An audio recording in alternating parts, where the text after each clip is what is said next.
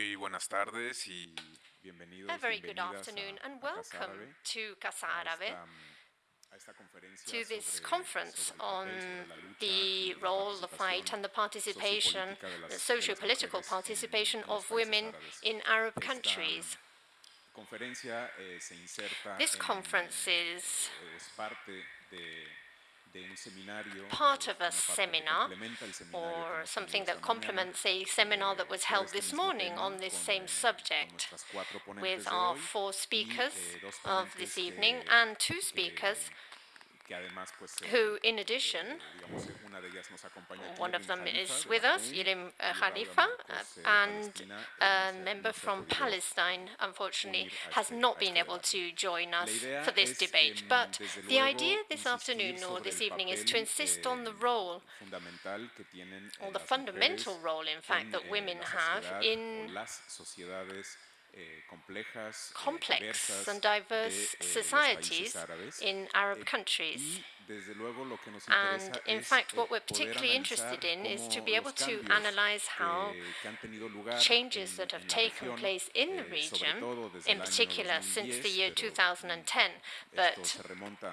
this, as I también say, a actually unos goes 20 back años, to some 20 years ago, in fact, están constantemente en evolución. Es how decir, por una this is parte evolving, sabemos que because on the one muchos hand we know gobiernos that de la many región governments han in the region firmado y have ratificado signed la and Convención ratified de las the Naciones Convention Unidas of sobre the la United eliminación Nations de for todas the las formas de elimination of all discriminación contra types la of mujer, discrimination CEDAW por sus against siglas en women, inglés, CEDAW, pero that's muchos de estos abbreviation países in English, también but there han are many countries formulado too who have reservas a actually varios shown artículos reservations del towards tratado. some articles Y in this por treaty. otra parte, And también in existe una addition to brecha this, there is a entre gap las leyes y las between prácticas laws and practices, consuetudinarias, las prácticas del día a the día, day-to-day no customs that reflejan exist on a el daily basis espíritu that de do not esta reflect the Convención spirit of de this Naciones Unidas. Convention Es of decir, the United incluso Nations. cuando sobre el What I mean papel by this is that tenemos although in un writing and on documento paper we have a document que that promueve actually fosters sanciona or a aquellos que no penalizes those people promuevan la igualdad de who do género, not estas foster normas no gender siempre se equality, traducen these en rules and conductas regulations do not individuales necessarily en lead unas us to sociedades donde las prácticas proper culturales, behaviors in some countries where cuestiones cultural que son parte de la cultura habits tribal, are maybe part of tribal digamos, van practices, en and contra they de sometimes do go de against estas convenciones, these ¿no? conventions.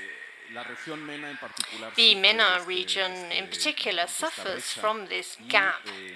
vamos a ver con nuestras And cuatro with the ponentes 4 de speakers esta that we tarde have for cómo this desde afternoon or this distintos evening, we'll ámbitos, see ya how sea from different points of view desde, digamos, el cuerpo legal o desde el how the mundo legal del arte framework, o from the desde world of the arts, lo que or es la even from defensa the de los world derechos of the humanos defense of human rights, o desde la economía, and even from the podemos world of the economy, avanzar how a some pesar progress can be made de un ambiente despite restrictivo, a de un restrictive environment contexto or even autoritario, an como en authoritarian algunos de estos context, países as is the case visto in se han some retrocedido countries, algunos and pasos. in some countries Entonces, voy a steps have presentar gone brevemente back. So a I'm just going to nuestras introduce you ponentes del día briefly de to hoy our y speakers el for this formato evening, les haré and algunas I preguntas will then concretas ask them porque some esta mañana hemos specific tenido questions, because el this morning privilegio we de had poder the escucharlas privilege en of being able ponencias to listen to más largas. longer No podríamos tener aquí presentations, and esas we will mismas not be able ponencias to hear those porque same no nos presentations this alcanzaría el evening tiempo. because we wouldn't Así have que enough time to vamos a do so. intentar So what we're destacar, going to try and digamos, do is lo más importante de underline the sus most experiencias important y things of trabajo. their experiences Entonces, and their desde work. So, mi izquierda on tenemos my a left, we Manal have Manal Al-Dowayan, es una artista Al-Dowayan, and she's an independiente independent de origen artist saudí of cuya obra Saudi, abarca fotografía en Saudi blanco y origin, negro, and she escultura, does black and vídeo, white sonido e photography, instalaciones video, participativas a gran sound, escala. Su práctica installations artística on gira en a torno a large temas scale. del And libro her activo, artistic practices archivos y focus memoria on colectiva con old énfasis archives especial en la and situación de las collective mujeres memories, and saudíes focusing y in su particular of the representación. situation Sus of proyectos Saudi women and their participativos representations. And han her llevado a participative cientos de projects mujeres a have led utilizar el arte como hundreds una of nueva women to plataforma use art para as a abordar la new platform injusticia in order to social. deal with Proyectos social como injustice, My such Name, as My Name Esme's y My Name Suspended is and Together, Suspended suspendidas Together. juntas. On her right, we have Fatim Helwell, who was Secretary of State for the Ministry of Youth and Sport from 2016 to 2017. And Fatim was in charge of the Smart Tunis initiative in the Ministry for Communication and Digital Economy. She has an MBA. In March 2017, she was selected by the World Economic Forum as a young global leader. On her right, we have Hania Hellowe, who is a judge and president of the Monetary Chamber and the civil state in the north of Lebanon, and she is a main player in the Ministry of Justice for Children and has studies in cybersecurity at the Marshall Center at the Garmisch-Partenkirchen in Germany, and she has a master in criminal law from the University of Lebanon, and she has worked on the rights of women and was a panel member in the Regional Forum for Justice for Women held in Casablanca and Morocco. And on my left, we have Nadal Nashat, who is a coordinator for defense in the Center for Helping Egyptian Women from the Soula, with its headquarters in Cairo in Egypt. And she has participated in different international events on human rights and the rights of women, as well as in the Commission for the Status of Women. And before that, she was the coordinator of the amendment for the project of the Law of Personal Status to foster access to justice and to eradicate inequalities between gender. So thank you very much to all of you for being here. And what I'm going to do now is, to make this more lively, I'm going to ask questions in English and So my first question would be for Nada. What is the space for activism in your country? Because we know that it has been reduced. We know that often it has been disappeared or eliminated. But can you briefly explain what has happened and which are the spaces where you can still have an impact? You have your microphone there. Thank you so much for the question, and thank you all for having me here. So, as all of you may know, that we are currently going through a harsh phase on activists and civil society in Egypt, and therefore feminist groups and civil groups have decided to create alternative spaces for them. It was unique for women specifically because women needed to address not only the political aspect, but also the social and economic fields as well. This morning I gave some examples, and I'm going to give them now. So some organizations, for instance, after the 2011 revolutions, and specifically in the last 3 years, new generation of feminists have emerged and have been created.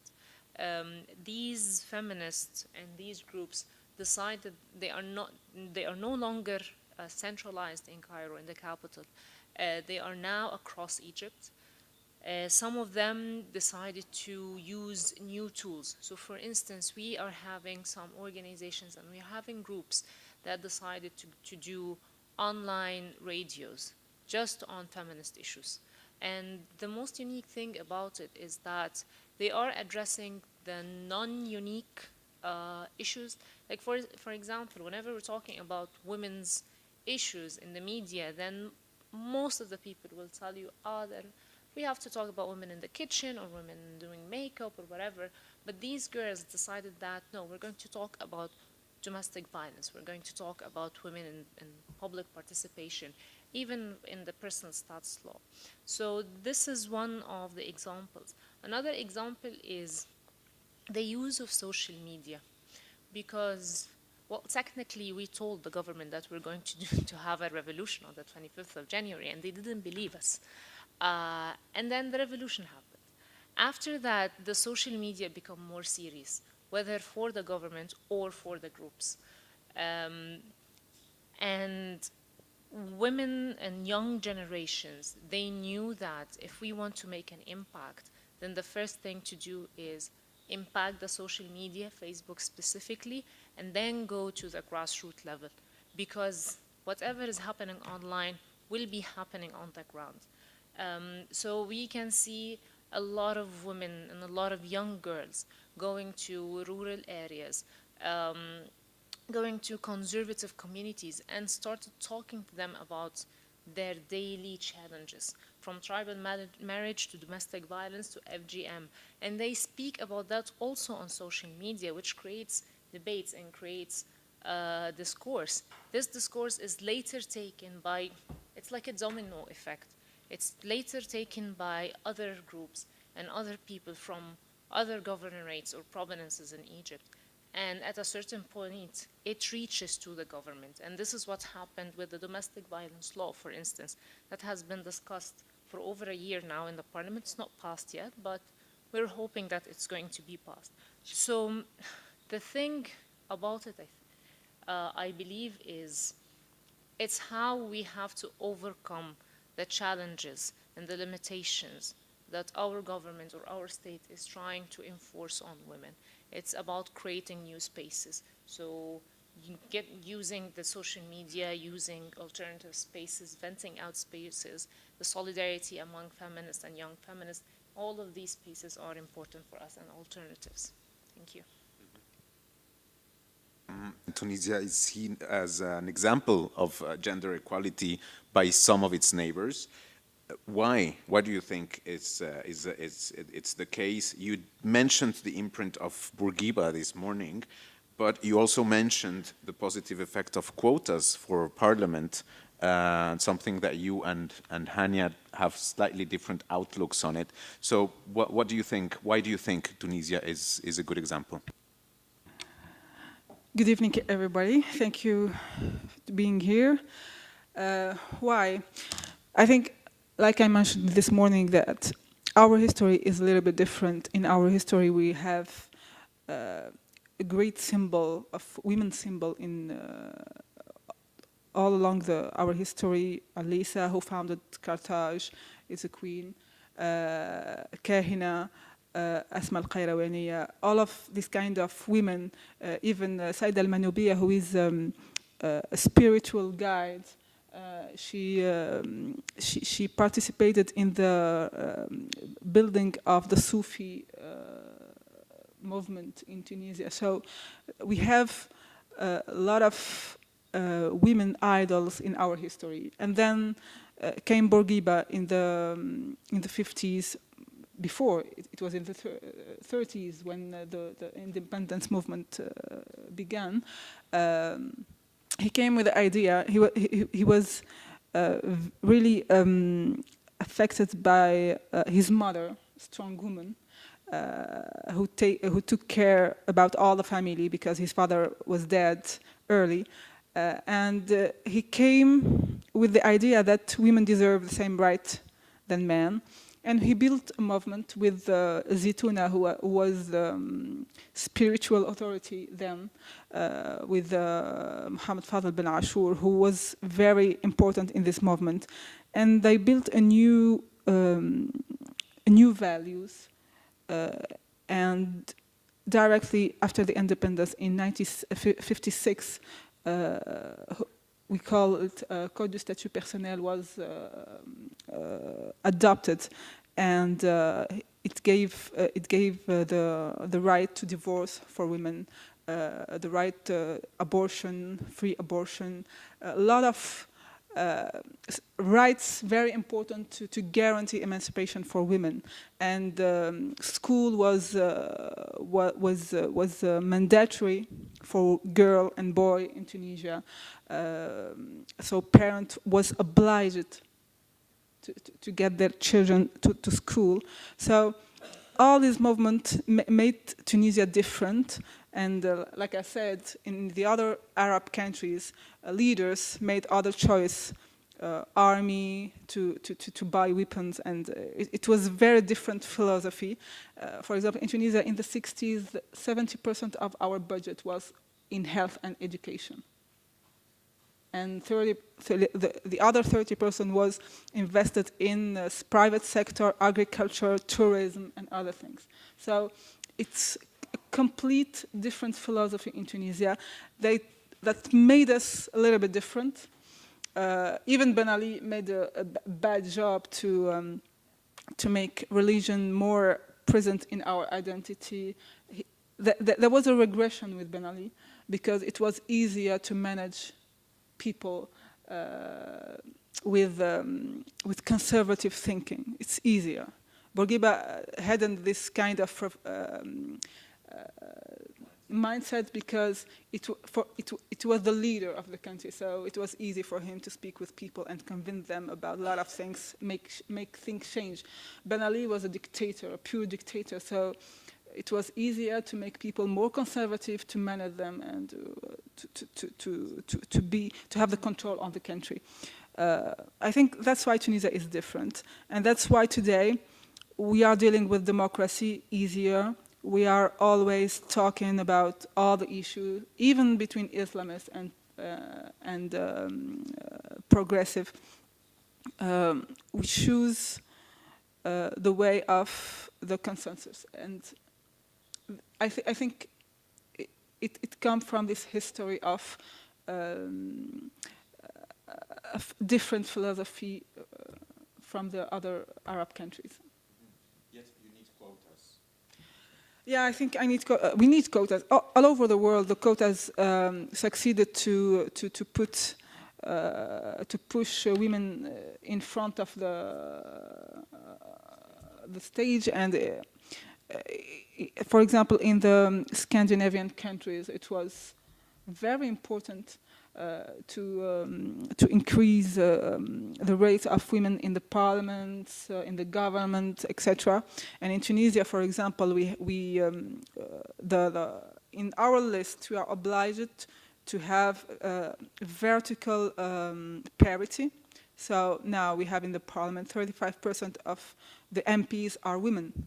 And it changed a lot of things. For example, the law against violence against women was voted, and the lobby, the strong lobby, came from the women MPs.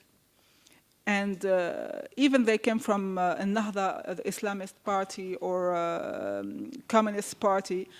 They were very, there were a big solidarity between women in the parliament to pass this law, and it was spectacular. It was a women force, women movement in the parliament.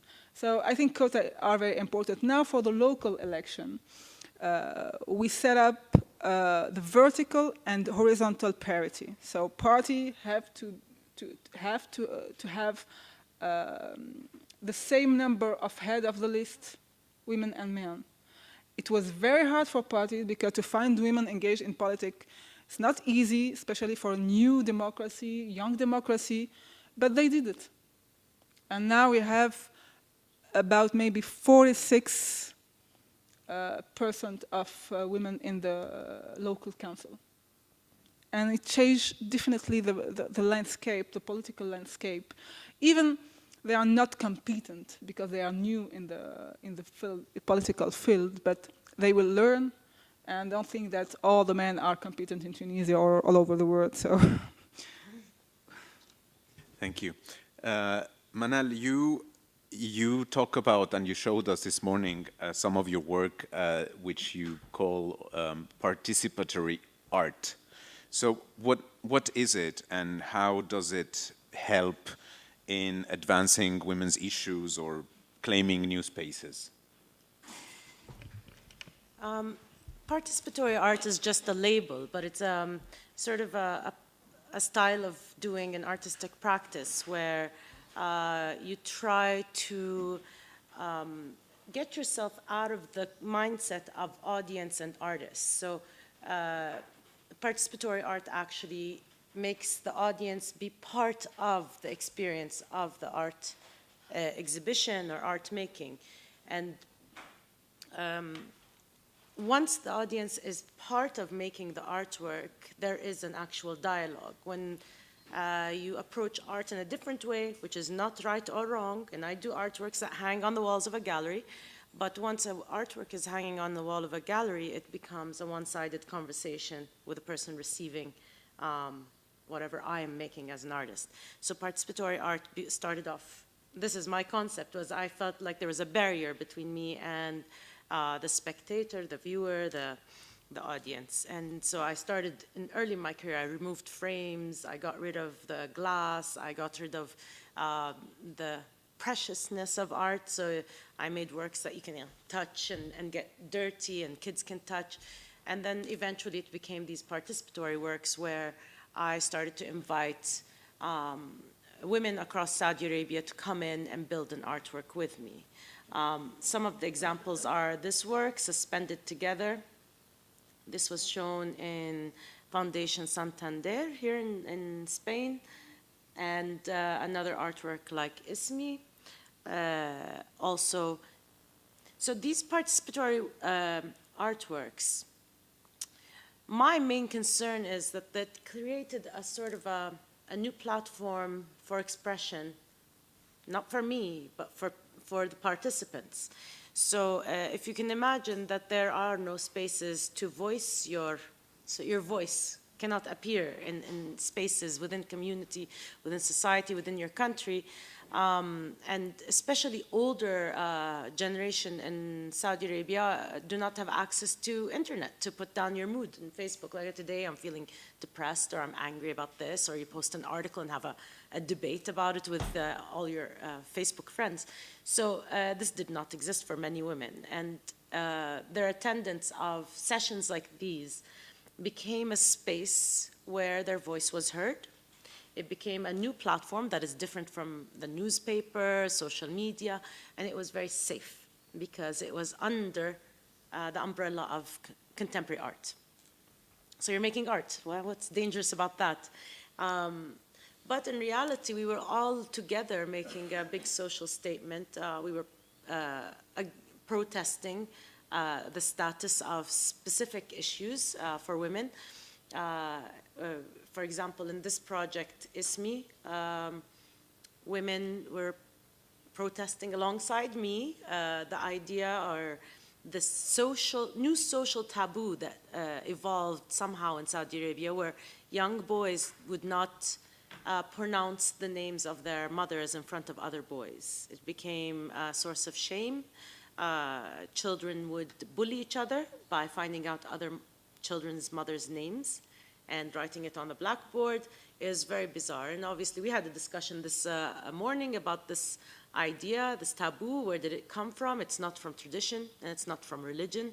There is my theory, and it has not been studied scientifically, but it's my idea, is that it's deeply linked to ideas of shame towards the body of a woman, the ideas of lowering the voice and behaving like a lady, and obviously linked to the covering and erasing the features and face.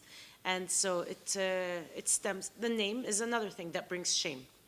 So young boys wouldn't pronounce it. Obviously, we took this out to the Saudi women and they all were not happy. They were like, what, yani? They knew it existed, but they just didn't have anybody to highlight it that way. It became very traumatic once I showed them a bunch of video clips. There was a candid camera show during Ramadan that sort of approached men in the street and asked them a bunch of questions. And one of the questions was, what's the name of your mother? And then everybody starts to laugh. Oh, you almost caught me. I almost said my mom's name. And it was an embarrassment, and it was ridiculous. And so different women came to all these sessions, including, siblings, mothers and daughters, and even fathers participated with their daughters' names. Also, people from Spain started tweeting with this campaign of Say My Name, and so they started stating their names via social media and Twitter, and the phenomena. It spread across the country. And the final artwork is this one. Mm-hmm. Thank you, Manal. Going back to Nada, and after hearing what Faten was mentioning about Tunisia and Tunisian examples of women. I mean, Egypt has been also, Egyptian women have been at the forefront of defending the rights, and we have examples like Hoda Sha'rawi to contemporary Nawal Saadawi, who's a very contemporary feminist. But even we can say even Hatshepsut or Nefertiti if you go that far as well. But how do you perceive how do you think Egyptian women perceive themselves right now? I mean, concerning their empowerment versus repression or margin of maneuver? Wow, that's a that's a big question. But well, to make it short, we're angry. We are angry as Egyptian women right now. Well, Nawal Saadawi is contemporary for the 70s and 80s maybe generation, but now if you see the new generations, that those who were active during the 90s, and then the younger generations, my generation and even younger than me, we're all angry because, as you said, we have started from being queens at a certain point of time, and then we were told that we are women, we're not good enough. And then we're back to being good. And then currently it's like we're not good, but we're good, depends on what is the state is trying to do with us. So for instance, I'll give you an example just to elaborate my point. For the elections, for instance, right before the election, you will find our media going everywhere saying, oh, look at these gorgeous Egyptian women. They are the carriers and protectors of democracy in Egypt. They are in the streets voting regardless of the bad weather, regardless of this and that. But then, right after the elections is ending, they will tell you, but you know what, women's rights, it's not the time for it. We need to concentrate more on security issues. We're fighting terrorism. This kind of discourse that has been used against women all the time, and then making use of women's power by telling them, if you don't go to elections, if you don't vote, the Islamist or the conservative groups are coming. Well, women have voted for Islamist groups as well. So which kind of women are you exactly, as a state, promoting? What they are trying, our government or our state is trying to make us all, to make all women look alike, like we have to be one woman that is half conservative, half open-minded. It's okay to be veiled. It's okay to not be veiled, but we have to be within certain standards. So I cannot cover my face, otherwise I'll be super duper conservative, and I cannot wear revealing clothes because that means I'll be a slut. So it's like all of the time there is a message that is being sent to women. You have to be in one shape, in one form. And this is the only way our state is going to accept us. And that's why we are super angry. So the next revolution, we're taking over. Faten, this morning you did mention, or part of your talk was about the participation in the economy. And how do you think this will actually help the cause of gender equality? How is that? Yeah, as I said, to convince people or politics about something, you have to talk about money, about wealth. It's very important for them. So even we are talking about human rights, and women are humans like men, and they will say you that our society is not ready for that, and it's not the time to talk about that, and maybe they will reject us. So when you talk about economy, about growth, about wealth, they listen. And as I said, the impact of inequality in the world is something known by everybody. It's counted about $100 billion for Europe, US, Canada, South Africa. It's about some $1 billion for China. So in our country, for Tunisia or North Africa, we don't have statistics because we don't care about it. But I'm sure that the impact is important because we see the difference between regions. Conservative regions in Tunisia are very poor, even they have a lot of wealth, agriculture, mining, oil, are all in the poor region. And the progressive region have growth, have economic growth, have wealth. There is a lot of innovation, a lot of startups growing fastly.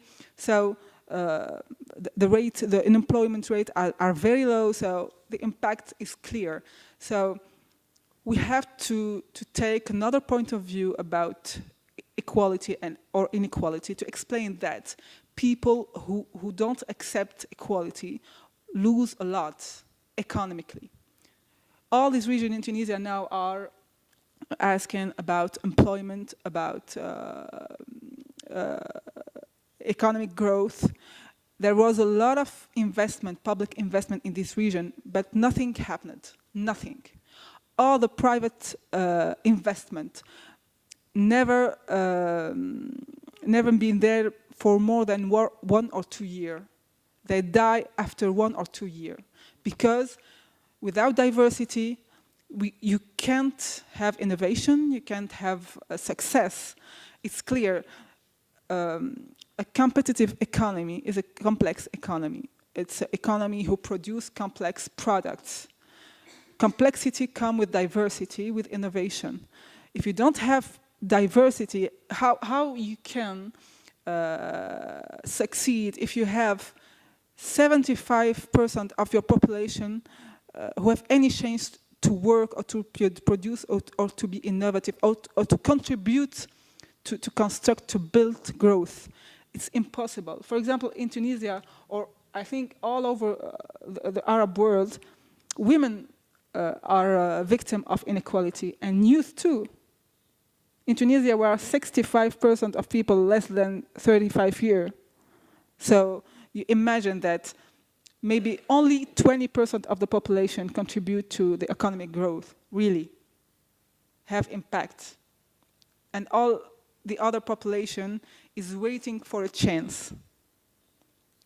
So, of course, it has an economic impact, a great economic impact. I think this is the argument, the main argument to give to the conservative population and to politics to promote equality and diversity. Let's say diversity is more than equality. It's not about only women's rights, it's about women's rights and diversity and how to promote innovation and create innovation. I think there is a consensus over the fact that there is a lack of opportunities in terms of job creation all across the Mediterranean. I mean, even in Southern Europe, and Spain is pretty much affected by, and the clear question is, how do you create those jobs? My other question that I'm not sure I understand is, how do you define conservative versus progressive regions? Is it by the population or the governor, or I mean, how you distinguish between these two regions? Sorry, thank you. It's about culture. For example, in the south, they vote more for Islamists, for conservative parties. In the west of the country, northwest, they are half-half. In the center and in Tunis capital, we vote more progressive. So now in democracy, we are talking about vote, but before,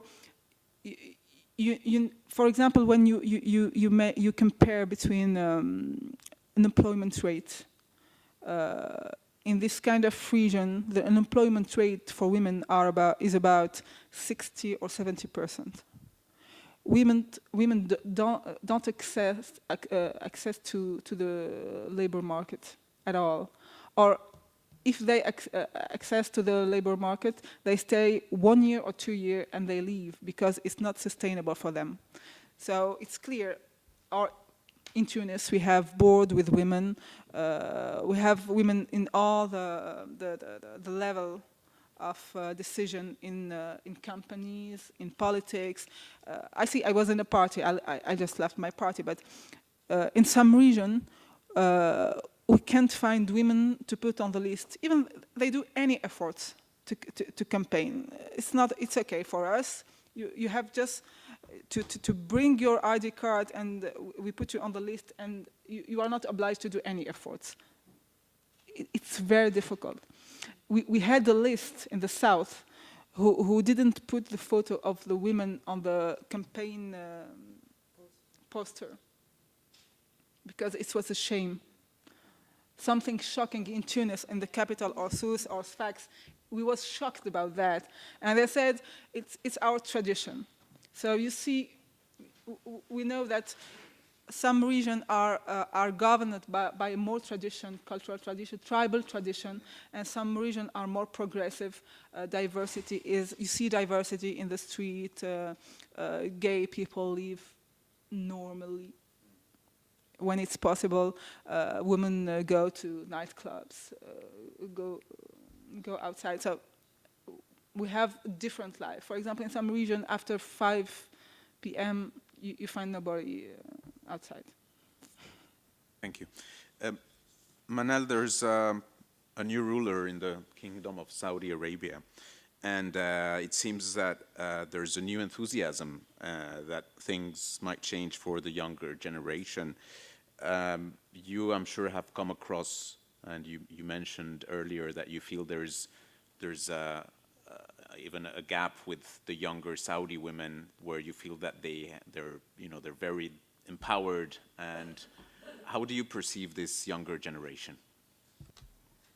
It's not really about empowerment. True, we have a new leadership with sweeping decisions about things changing in Saudi, specifically for women's rights, but other things. There are very significant things like the religious establishment, which also was very abusive towards men, young men, and creating very difficult public spaces.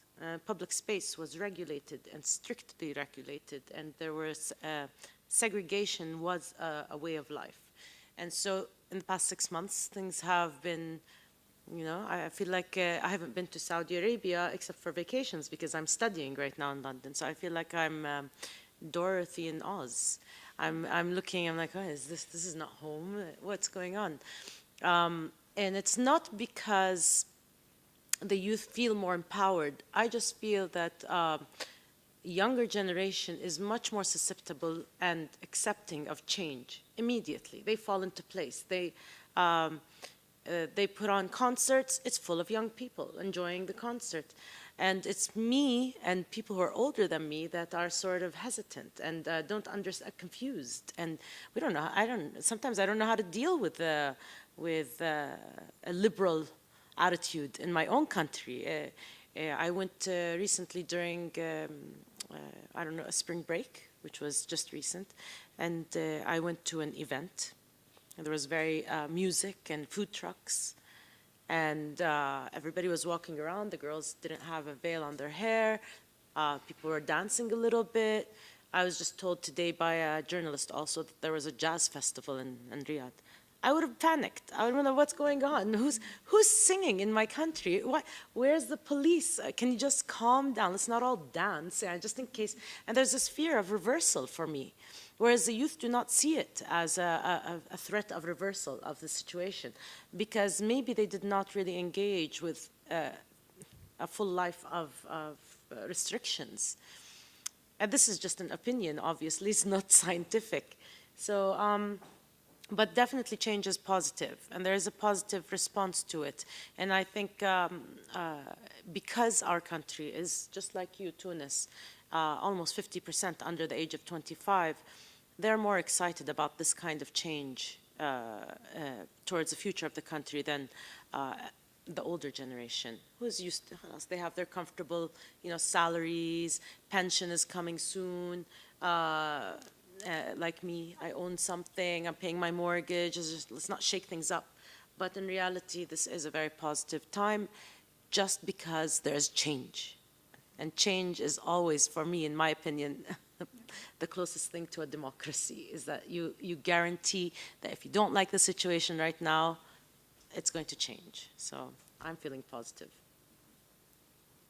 So I don't know if we want to move on to the public, if you have, si tenéis preguntas a estas alturas. Y bueno, pues gracias a los que Thank you very much to those of you who did come, and particularly to our four speakers who have been with us this evening. And see you soon again. Thank you.